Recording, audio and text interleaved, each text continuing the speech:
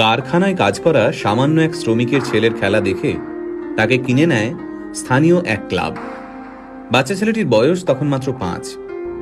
কিন্তু ভাগ্যের কি পরিহাস, মাত্র 11 বছর বয়সে এক বিরল রোগ ধরা পড়ল এই বিস্ময় বালকের। পরিস্থিতি এমন হলো যে চিকিৎসা শুরু না হলে বাচ্চাটির প্রাণ সংশয় হতে পারে। সেই চিকিৎসার জন্য মাসে 75,000 টাকা প্রয়োজন। কিন্তু সামান্য এক শ্রমিক বাবা কিভাবে জোগাড় করবেন এই টাকা? স্থানীয় যে ক্লাবে ছেলেটি খেলতো তারাও এই বিপুল পরিমাণ টাকা দিতে অস্বীকার করল।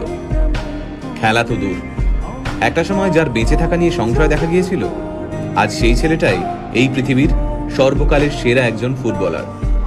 হ্যাঁ, ঠিকই ধরেছেন। আজকের ভিডিওতে আমরা কথা বলবো লিওনেল মেসিকে নিয়ে। 1987 সালে আর্জেন্টিনার রোজারিওতে জন্ম হয় মেসির।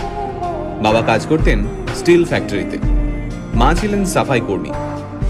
হাঁটতে শেখার আগেই ফুটবল নিয়ে কসরত করা শিখে যায় ছোট্ট মেসি। পায়ে বল নিয়ে যেন জাদু দেখাতে পারত ছোট্ট ছেলেটা। তার খেলা দেখে মাত্র 5 বছর বয়সে তাকে কিনে নেয় স্থানীয় এক ক্লাব।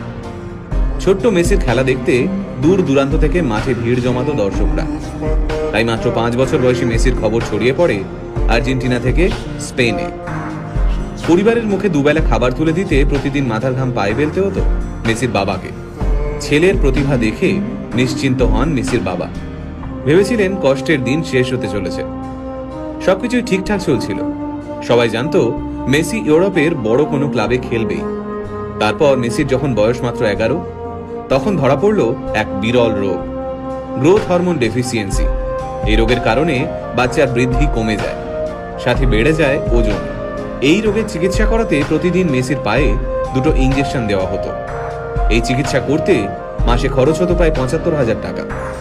মেসির পরিবারের পক্ষে এই বিপুল পরিমাণ টাকা দেওয়া অসম্ভব হয়ে দাঁড়ায়। আর ওই সময় মেসির ক্লাব এই বিপুল টাকা দিতে অস্বীকার করে। চিকিৎসার খরচ জোগাতে বিভিন্ন ক্লাবের দরজায় দরজায় ঘুরতে থাকেন মেসির বাবা। কিন্তু মাত্র 11 বছরের একটা বাচ্চা